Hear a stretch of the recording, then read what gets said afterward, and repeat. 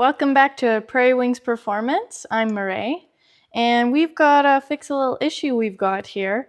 The new rims and tires we're going to be putting on this vehicle aren't going to fit these little wheel studs here. We need these longer ones. So Dad's going to show us and myself how we're going to do this today. So let's get at her.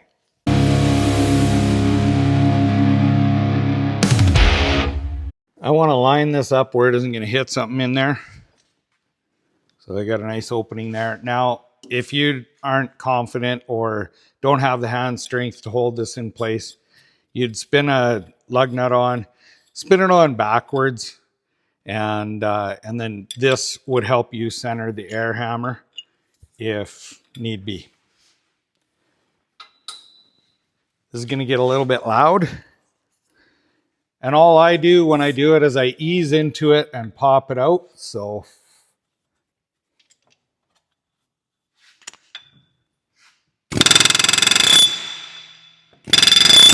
it is pretty simple. They pop out pretty easy. Putting the new ones in, one of the most important things is when you go to line it up, is you want to make sure that you use a lot of lube to pull it in.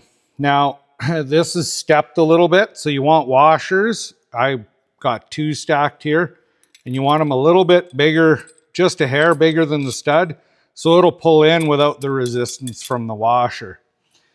And then I screw on the lug nut that we are going to be using for this, and you want to have it where you can get lube on everything.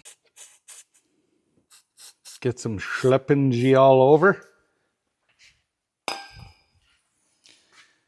And so what you want to do is you want to push in so that knurling grabs.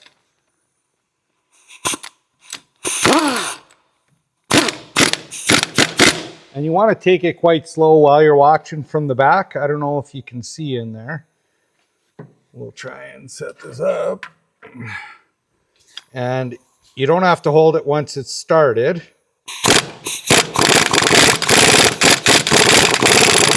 Go in quite slow. And when you get to the bottom, there's a big difference. This is pulling on your hand and the socket stops turning. Just give it a little extra so it's pulled in for sure. And then spin it off. Well, that was pretty cool. A lot easier than I thought. I definitely learned something. Hopefully you did too. Leave any comments you have, and we'll try to answer them for you. And please like, share, and subscribe.